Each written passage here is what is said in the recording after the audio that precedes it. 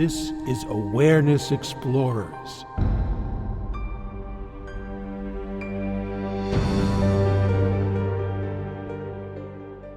Welcome back, fellow explorers, to Awareness Explorers. I'm your co-host, Jonathan Robinson, and I'm with my co-host and friend, Brian Tom O'Connor.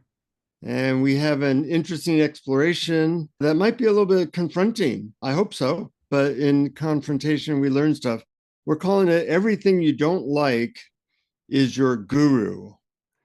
And it's a sentence that Brian came up with. So in a moment, I'll ask him what he means by it, and then what I mean by it. And then we're going to explore how you can actually make use of this concept for accelerated spiritual growth. So when you said everything you don't like is your guru, can you define each of those terms in a way that our listeners will benefit from?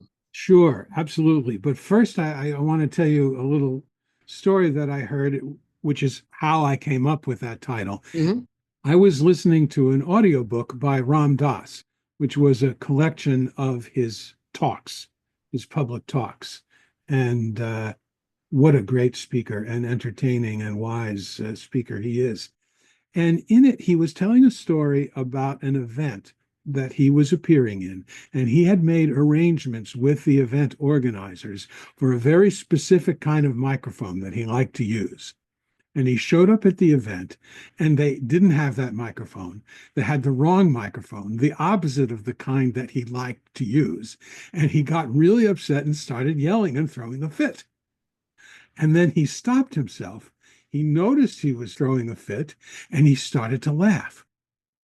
And he said, "Oh my God, I'm attached to this microphone. I can't believe that just happened to me. I guess today that microphone is my guru." And that's how I came up with the idea that everything you don't like is your guru. And first, what do I mean by your guru? I mean something to teach you what you're attached to, something to teach you where your aversions are, someone to show you what emotions you're resisting, right? And that's so it's not a person, it's a teaching moment. And everything you don't like is absolutely anything that happens that you feel shouldn't happen, or that you get that little cringe, or that, and it could be a very small thing, but it actually engenders an emotion. I mean, not liking something is actually an emotion. It's a feeling inside, and you look and you notice what that feeling is. How would you define everything you don't like?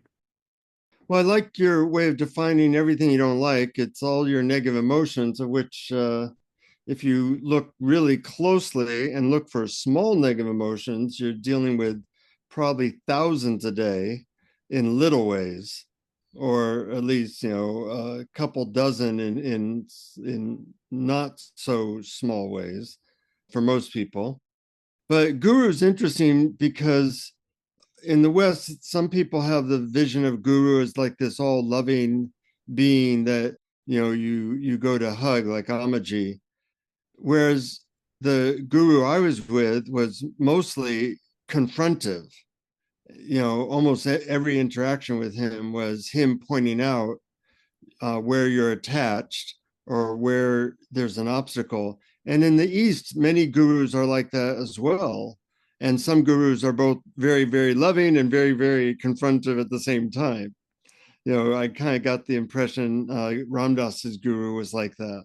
But if you are looking for what I call the holes in your balloon, you're trying to blow up a balloon filled with love. You're being filled with love, but stuff is leaking out all the time. And it leaks out through these little attachments we have as to how things should be. And some aren't so little. Some are, I definitely would like the world not to end in a nuclear annihilation. That's a big attachment. But we also have a lot of attachments like, I would like this type of microphone versus that type of microphone. I want this sandwich with more salt or less salt. We have dozens of those a day. And And each time that we're insisting on things being different than they are, we resist. And when we resist, we suffer. And so if you're looking for all the ways that love is leaking out of your balloon, so to speak, and you take them on as valuable information and valuable lessons, then you can accelerate your spiritual path and growth immensely. Yeah, absolutely. And I kind of like your definition of guru, as long as it's loving guru, as long as its purpose isn't to show you how bad you are, but Yeah. simply to show you that, okay, maybe you're not completely free, maybe you're attached to something. I also like your idea of starting small, because obviously, if we try to apply this to huge, disastrous events, either terrible pain, illness, or political issues, or just, the savagery of human to human. That's not the best place to start. The best place to start is with what I call wire hanger problems. When I was very young, I used to get angry at wire hangers because they would entangle with each other. And there was this idea that they shouldn't do that. They Somebody really shouldn't, I mean, I think that's basically against the law of the universe and is horrendous. And we need to work on the wire hanger problem as a culture. Absolutely. But then I realized, well, first of all, it wasn't somebody that did something to screw with my happiness. And also it was that I had the idea that it shouldn't be, that that they should never get tangled. And what if that wasn't true? What if they should get entangled? What if it is simply a matter of using two hands, slowing down, and untangling them? Or what if it's a matter of looking inside and seeing what is the emotion that it's generating and where do I feel it in the body? Hmm. Yeah, most of us have dozens of these little shoulds per day. And I think it's important to define our normal relationship with these little things. And, this mostly goes true for me. I don't know about you, Brian, but normally when something happens, like let's say, I'm trying to think from this morning, we ran out of juice. I hadn't, my wife and I didn't have enough juice for breakfast. And I was upset about it. I didn't throw a tantrum, but it was like, oh God, we should have gotten some juice, or she should have gotten some juice, or something like that. And so my relationship is usually looking for something to blame outside of myself. And then kind of like a 2-year-old insisting it should be different than it is. Mhm. And I don't necessarily see a lesson there. I just am mad at the world for being so inconvenient and inconsiderate to my needs. That's the way I think the default is in most cultures. Whereas what we're suggesting is that you would take that frustration and say, okay, what can I learn here? Or what's a different way of relating to this so-called mini disaster? Yeah, absolutely. And I really like that you're bringing in what we usually do, blame, and the idea that this shouldn't happen, and also the idea that there's an emotion involved that we don't like, an emotional reaction. What can I do to get rid of that? So it's Mm-hmm. blame, it's that this shouldn't happen, and the incessant thinking and planning about what could I or someone else have done differently, and what can I do to not have this emotion? And that last thing is often not conscious, but it's Mm-hmm. practically always there. Yeah. Yeah. I do a lot of couples counseling, and often one's partner triggers you in some way. And I see that the reaction almost always is blame first. And then I want you to understand why I'm upset. And if I could get full understanding and empathy as to why I'm upset, then I can let go of this negative emotion and everything will be okay. Yep. Unfortunately, almost all partners are very committed to not giving that understanding and empathy. So the negative emotion stays around a long time because our approach for moving through that doesn't work. And there are things that do work, but I often ask couples, so how many times have you blamed your partner in this relationship? Depending on how long a relationship it's been, somewhere between 100 and 20,000. Mm-hmm. I say, of those 20,000 times that you blame them in this 40-year relationship, how many times when you blamed them, told them how they were the cause or whatever, did it completely resolve in an atmosphere of love and peace because they said, yes, I totally see why you're so upset. I totally get it. I understand. I'm so sorry. And usually the answer is 0 out of 20,000, which is strange that we keep up this same approach to our suffering, being that it has never actually worked for us. And there are approaches that do work, but they require inner work versus just venting and blame. Yeah, I love that. And one of the reasons it doesn't work is that it's based on the idea that our happiness is conditioned on something outside of ourselves. Right. Different way our partner or somebody else or the world is, and we prefer them not to be that way. And Yeah. that's just a complete and utter mistake because that's happiness cannot be found in the world. Happiness is something within, in our nature, but it's veiled by the idea that things shouldn't be the way they are. Yeah. I would make a slight shift from what you just said. And, you said happiness can't be found in the world, it's in our nature. I look at it in a more practical way that there's several approaches to reducing suffering. And you want to choose the right tool in the right moment. So one way of reducing suffering is by changing something in the world. And sometimes that works. I had a broken speaker and I got a new one. And that was easy. I feel happier. I reduced my suffering. But whenever you're dealing with a person, trying to change that person is not so easy. You can't just go on Amazon and one click change my partner's opinions. That would be great. That would be a big seller on Amazon. I'd pay good money for that one. But so sometimes it's just very easy to change something in the world, but that doesn't lead to long-term happiness. And sometimes that doesn't work at all. And it's always good to have more than one approach to reducing your suffering.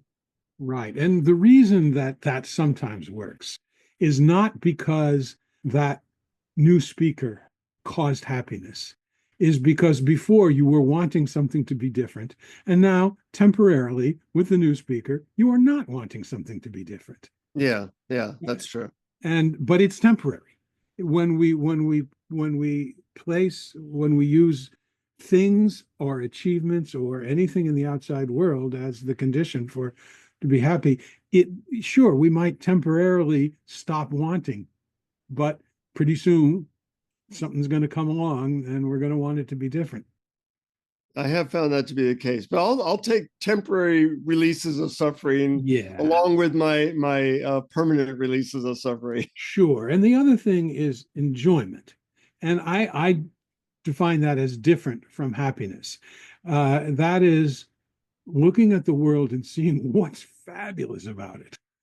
Art, music, humor, kindness, nature, beauty. I don't see anything wrong with liking these things and enjoying them. But I make a distinction between enjoyment and true, deep, permanent happiness, which is inside and not out there, in my opinion. Yeah. And it's also fine to have preferences. I prefer a certain meal versus another. But when one becomes attached and you have a absolute need for something, I was at a restaurant with a friend the other night, and they said, I'd like a glass of water, no ice. It's a small request. And of course, they got a glass of water with ice, and they kind of flipped out. Like, what's the problem with this? It triggers, often these little things trigger deeper stuff. I'm sure when she was a child, she didn't get what she wanted a lot of times. So the glass with ice triggered her whole multi-decade experience of people not listening and not getting what she wants. And that's how it often works. But if she took that as, oh, here's my guru, a loving force of the universe just showed me, is lovingly showing me how I'm creating unnecessary suffering. So I get the glass with ice, and I get to see that I have not only a major attachment to not having ice in my water, but that I have a whole bunch of stories that go back decades about how the universe is not my friend and not here to support me and blah, blah, blah. Yeah, that's a beautiful way of putting it. But it doesn't preclude saying, oh, I asked for no ice. Would you mind changing it? Exactly. But well, it's two wings again. You can ask for and you might get the glass with no ice.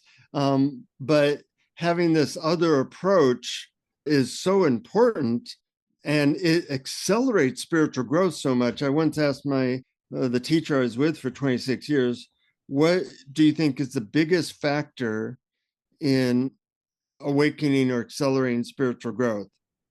I didn't know what he'd say, and what he said was really impactful to me. He said something like, every negative emotion you have, which you probably have hundreds of small ones a day and maybe 10 big ones a day, is pointing to something that's off in you. And if you take that and you are willing to look at it and investigate it and take responsibility that it's not the world that's a problem, but it's off in you, then you can accelerate your spiritual growth tremendously. And we had a tool for doing that, which I've talked about before, but basic tool was asking the question, what shortcoming in me is potentially contributing to my experience? So in the glass of water thing, my absolute need for having a glass with water or with ice or not ice is contributing to this whole experience. And you would see like, oh wow, I'm kind of indulgent and I'm demanding things be exactly the way I want, and that's a problem. Mm-hmm. Yeah, and I use slightly different method. I can see that would work for some people. The part about a shortcoming doesn't work for me, but that's Right. We've talked about the difference between you and me in that sense. I use it as reminders though throughout the day. Every time I have a feeling that I would prefer not to have, I use it as a little reminder to say, okay, in what is this feeling appearing? What else is appearing? What is the nature of the field of awareness in which it's appearing? And is it already okay with whatever's happening? And I think that these are both valid approaches. These are, from both wings, let's say. Yeah, I like your approach. You're basically using it as an alarm clock. Yep. To wake up. And that's fantastic. I tried to do that at times, but I probably could do that more. And if you have a very simple technique like that, you can do it quickly, and it can be a great accelerator as well. Yeah, and it starts to become second nature.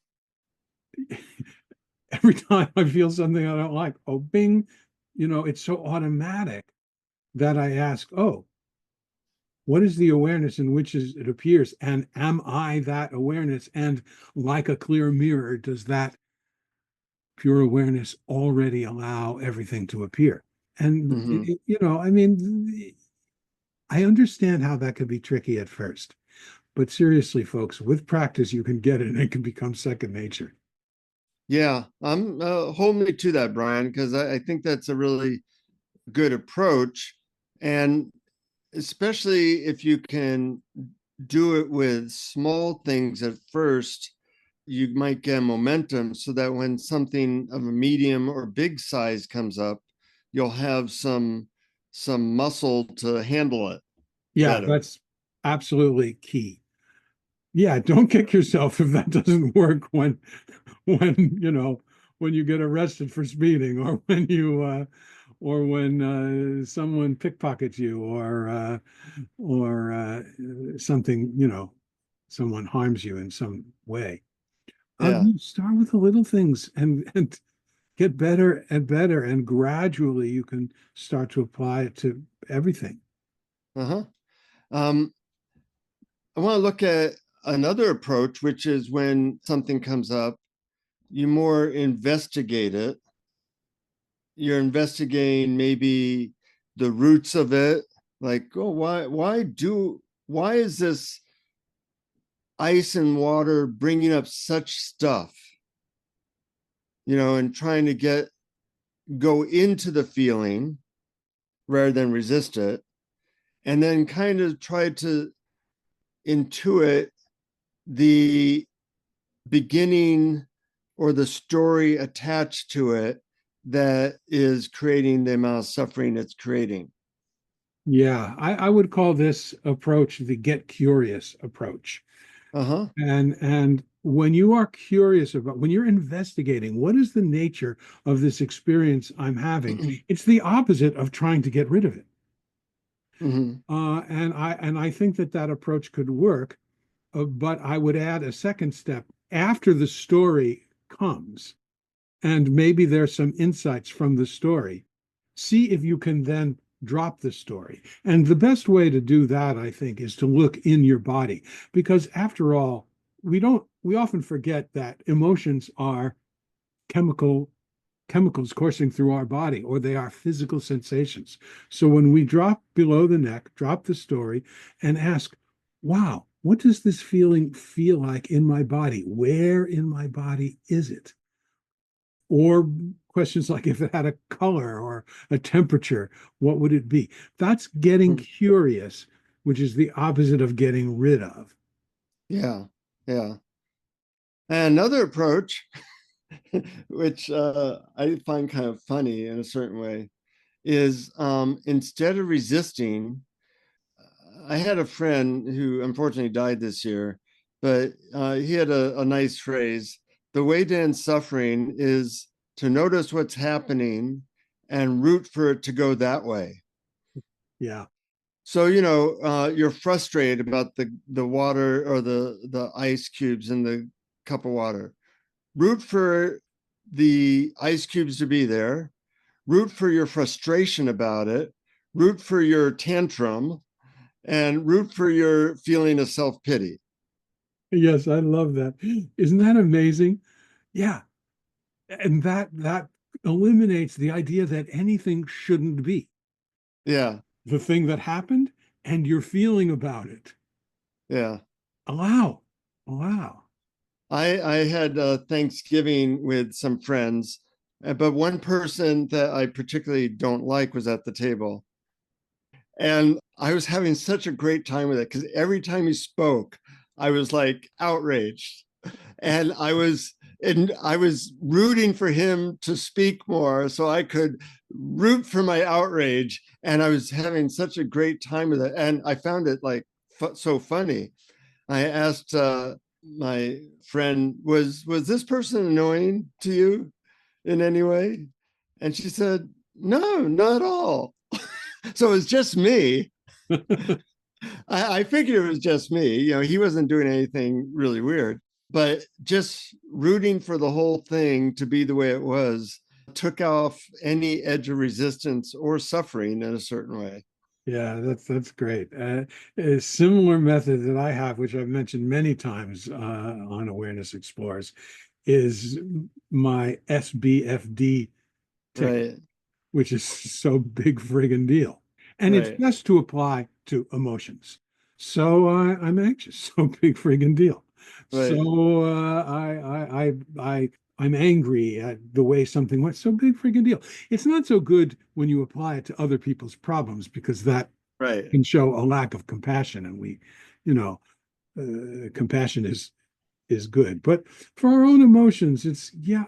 So in other words, when we have an emotion that we want, the very first knee-jerk reaction, and this goes back to what you said earlier, is how can I should not be feeling this way. How can I not feel this way?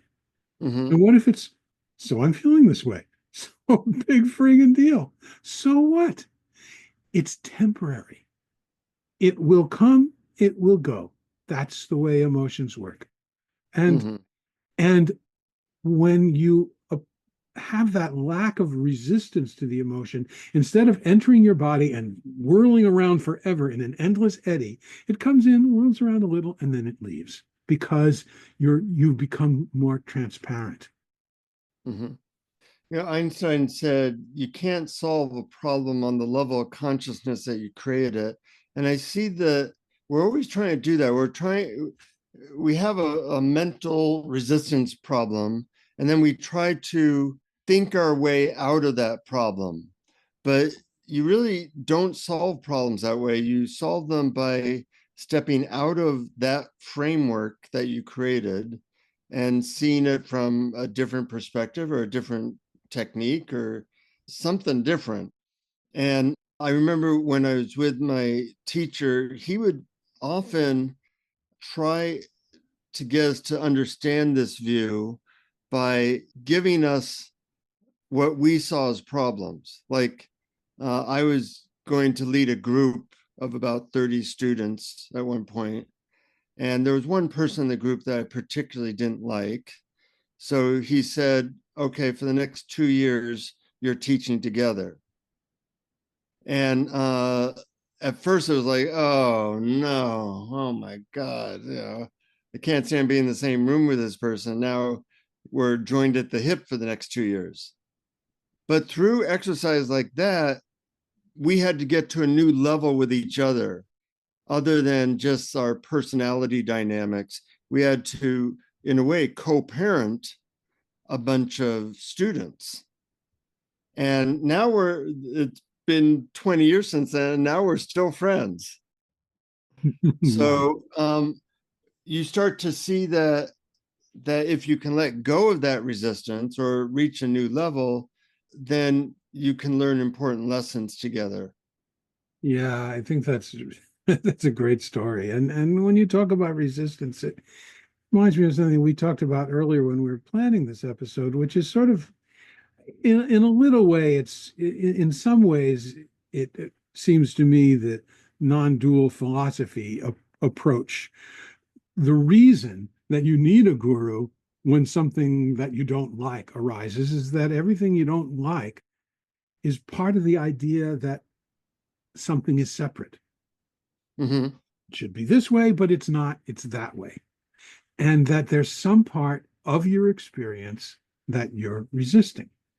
And resistance is suffering. And this may be just a semantic, but I'm just defining it that way for the sake of this part of the conversation. Resistance is suffering. Suffering is resistance. So any attempt to remove suffering is resistance, which is the one thing that causes suffering. So the reason you need a guru is to say, hey, you're resisting something or you're trying to get rid of something. And if you are just simply reminded of that and reminded that the real true nature of the world is that it is just one energy arising and falling away in temporary forms, that our, our resistance just lessens with that understanding. And Yeah. we bring it to our daily life.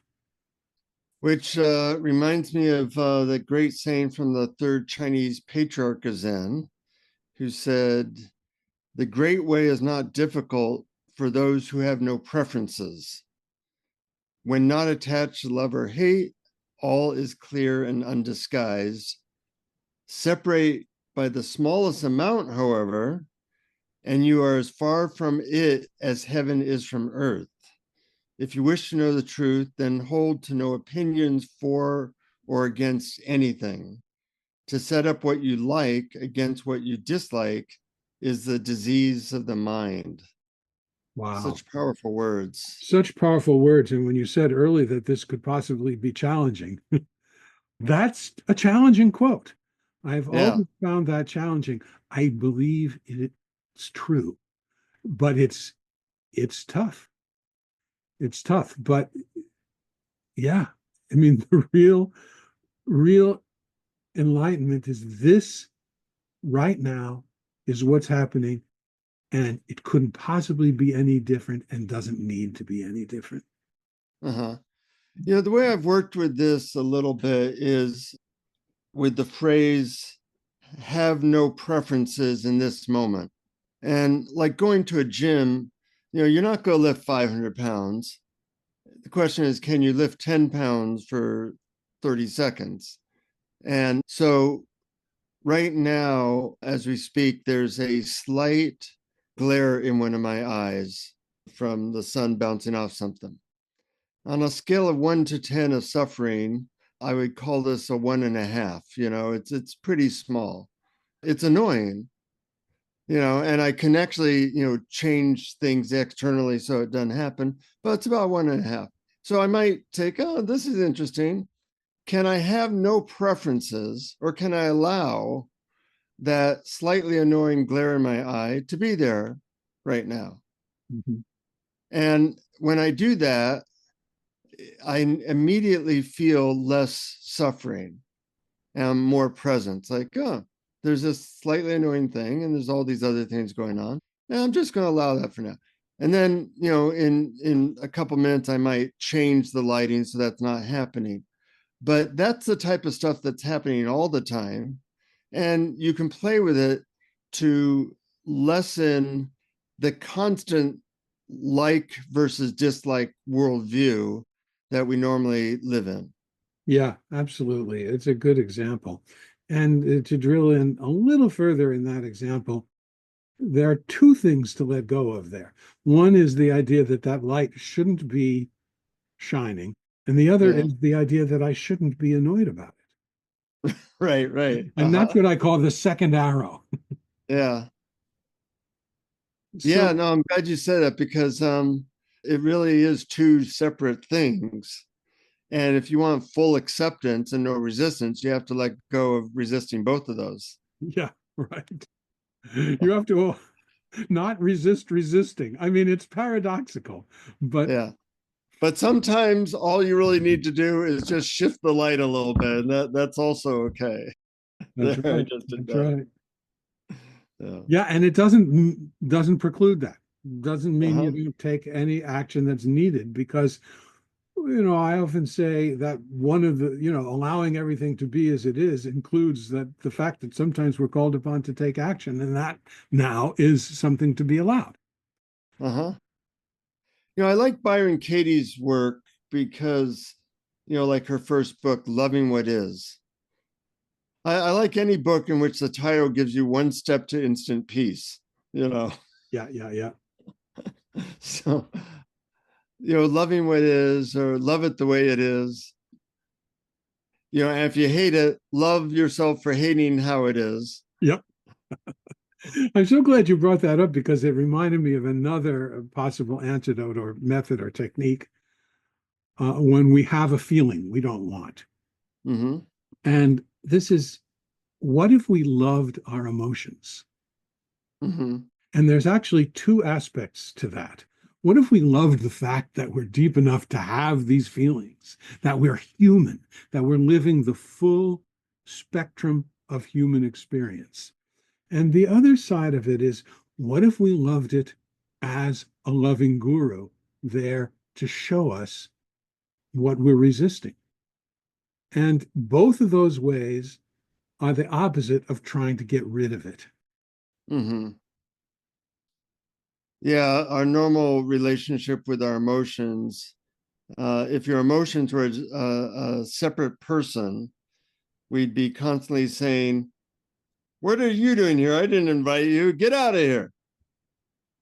And if you did that to a person, they probably wouldn't feel very good about you either. So changing that relationship and seeing your emotions as data or information or loving reminders or as your guru, all are better ways of seeing it. Yeah. You're welcome here. Would you like a cup of tea? Come on in. Yeah. And to even enjoy, like I used to make, I like to feel a certain amount of self-righteousness, which evidently a huge swath of Americans love that feeling because, in our politics, that's all we got. And I used to make myself wrong for that. But then I started celebrating self-righteousness kind of in a humorous way, like, oh, well, I love self-righteousness. So why don't I just like enjoy it and just say I just happen to enjoy the feeling of self-righteousness, and that way I was less stuck in it. I was seeing it like, oh, I'm choosing this. It's interesting experience, and not to make it my enemy. Mm. It's very related to a phrase that Saja Fendel, one of our recent guests on our podcast, said. And the quote is, give yourself the freedom to suffer. Uh-huh. And look up Saja Fendel on YouTube and look up that quote. And he's got a few videos about that. I found this extremely helpful when I was in an agitated state over the state of the world, for example, or the country.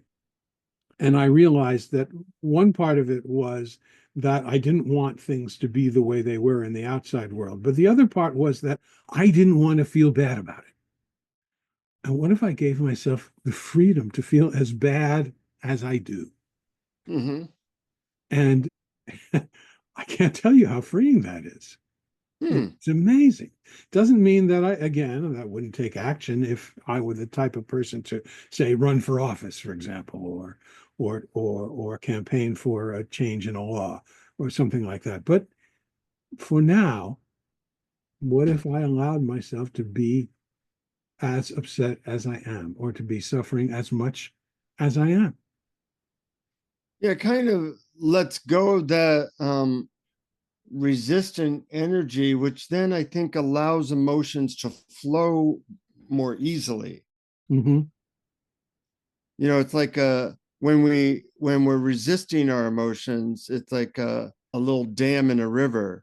But when we go, no, no, you can feel self-righteous or you can feel as anxious about the world as you want. For some people, that actually helps the emotion move through because you're no longer resisting it. Yeah, I know it. It does seem counterintuitive in a way, but it is true. It's often the resistance to an emotion that keeps it around.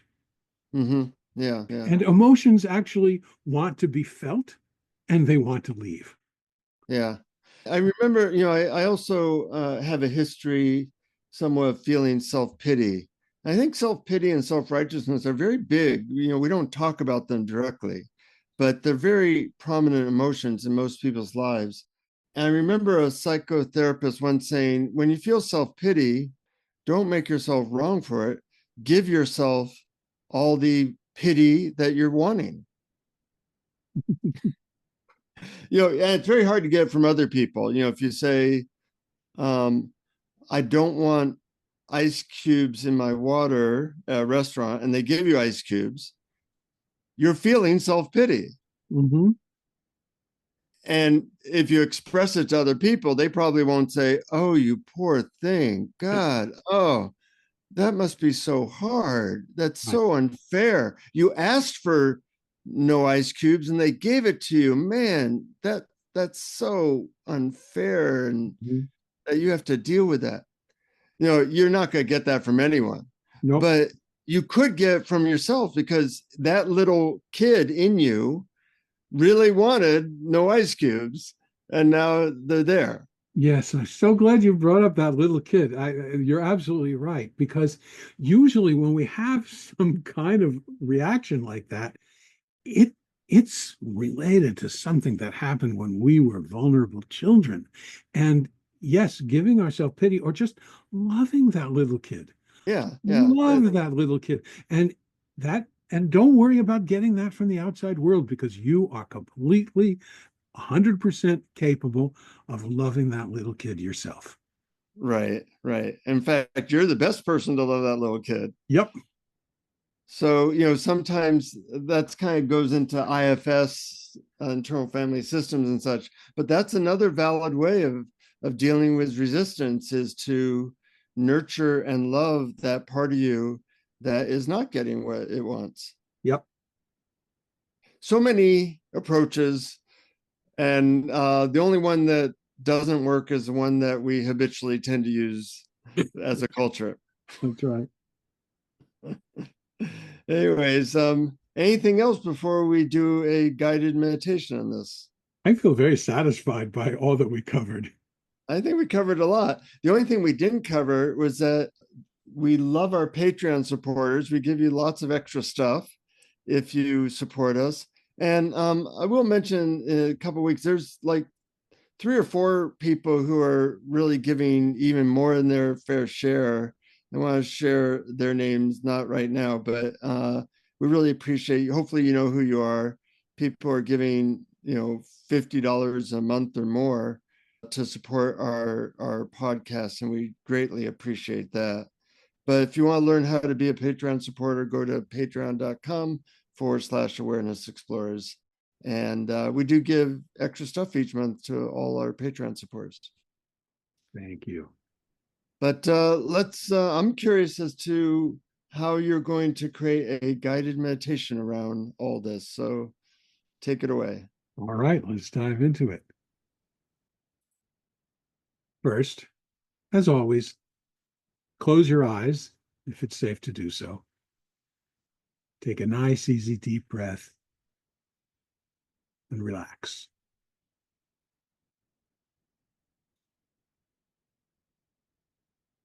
Take a brief inventory of your present experience. What's here now? What are you feeling in your body right now?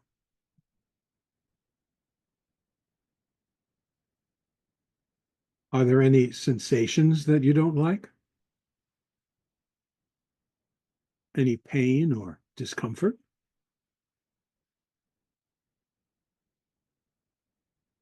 Bow to that pain or discomfort as if it were your ideal enlightened master, your ideal, wise, all-knowing teacher.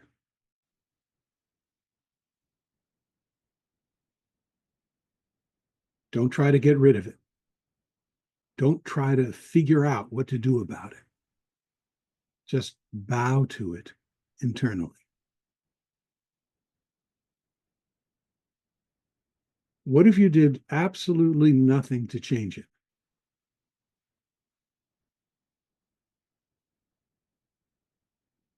Now ask yourself, what is the opposite of this sensation?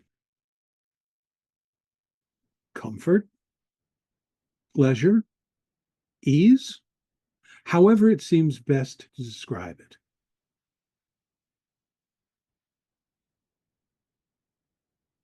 Hold the pain or discomfort and its opposite in your mind together.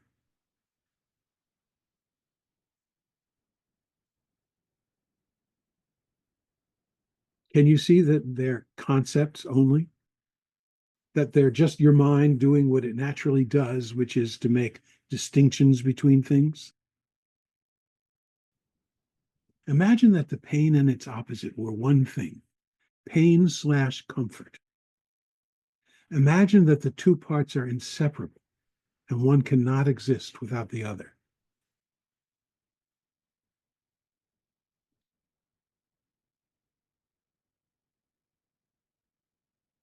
You don't have to agree with this. You only have to imagine it to be so.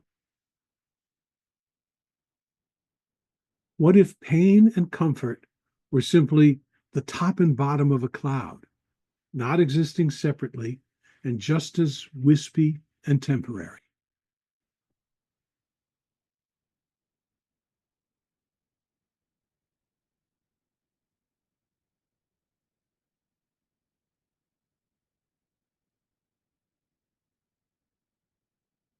What if the sensation you've identified were not a problem? What if it were your guru appearing to remind you that all distinctions are only in the mind and thus have no substance, and that there is no separation actually between anything and anything else?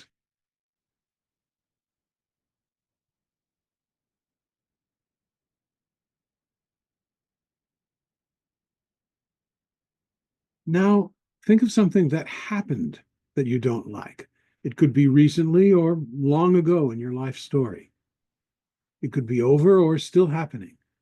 It could be something that happened or is happening to you or to somebody else or in the world.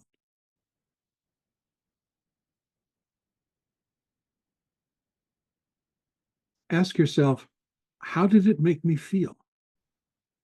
Or how does it make me feel now?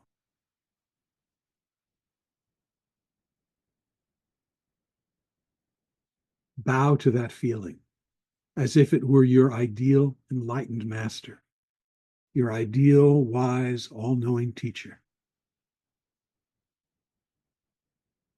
Don't try to change it or wish it didn't happen or wasn't happening.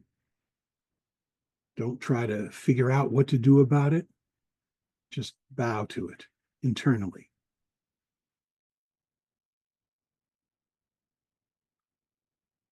What if you did absolutely nothing to change it?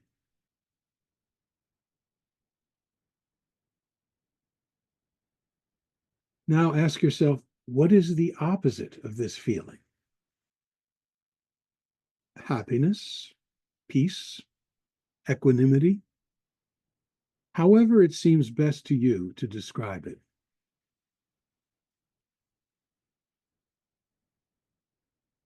Hold the feeling and its opposite in your mind together.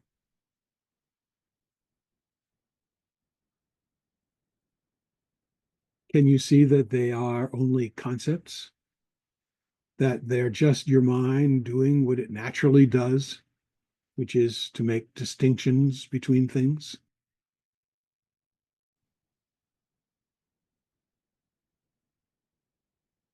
Imagine that the feeling and its opposite were one thing.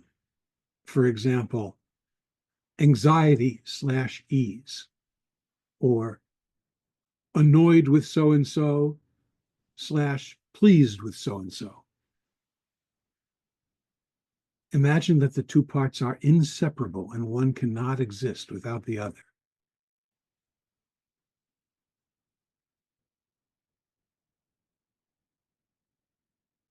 Again, you don't have to agree with this, you only have to imagine it to be so. What if, for example, anxiety and ease were simply the top and bottom of a cloud, one facing toward the sun, one facing away, not existing separately and just as wispy and temporary?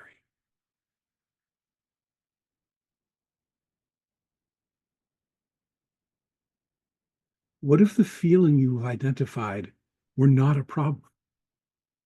What if it were your guru appearing to remind you that all distinctions are only in the mind and thus have no substance, and that there is no actual separation between anything and anything else?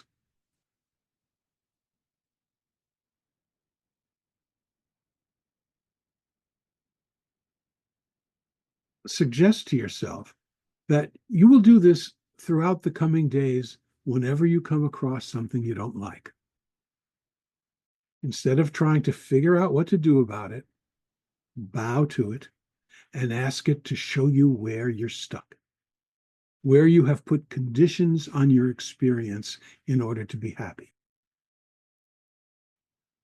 Thank your guru and see if you can drop all conditions on your experience and know that what is happening right now, whatever it is it, is enlightenment,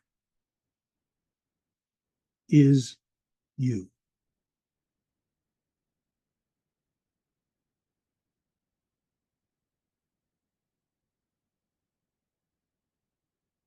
Now, take another nice, easy, deep breath and at your own pace, begin to open your eyes.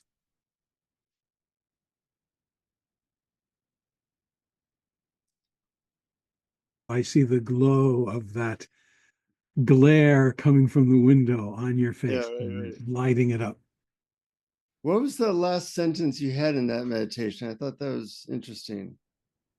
Thank your guru and see if you can drop all conditions on your experience and know that what is happening right now, whatever it is it, is enlightenment, is you. Yeah. I like the 1 steps to enlightenment. This is it. What's happening right now? I mean, we don't know, we don't realize it, but if we were enlightened, we would be experiencing exactly what you're already experiencing right now, except without the idea that should or could be any different. Without any resistance. Yeah, without any resistance. Yeah, the old great book by Thaddeus Golas, The Lazy Man's Guide to Enlightenment, which is a very short book, but at the end he has a summary which goes even lazier, and he has a few quotes from the book. And then I think if you turn the page, he says even lazier, and he just has the words no resistance. Yeah, that's great. That's so another fun exploration, Brian, and hopefully if you know somebody who can benefit from hearing stuff like this, pass it on to them. Yep. And till next time, no resistance, and keep exploring. Keep exploring. Thank you for listening to Awareness Explorers. To learn more, you can check out our website at awarenessexplorers.com. Please subscribe to our podcast on your favorite podcast app. We'd love it if you would post a review. And please share our link on Facebook and with family and friends, because knowing yourself as awareness is the greatest gift you can give yourself or someone you love.